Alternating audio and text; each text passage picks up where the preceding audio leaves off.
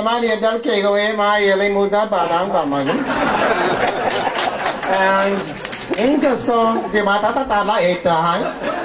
dagaalka badan iyo dariirta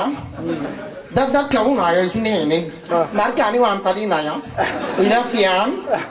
in olaada nabad lagu bedelo Soomaalida isku fadhiisato hadal la hadlo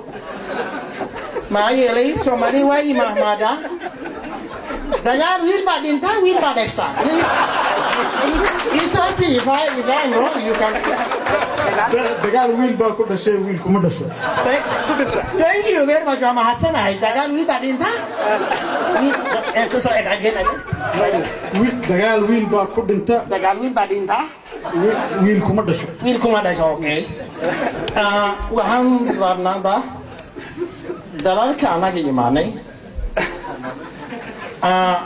niyadeena Soomaalinima buuxda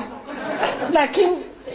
iriiriga joogta example waxaan damacsanahay wariga shabeeleen ku wareejino Soomaaliya tan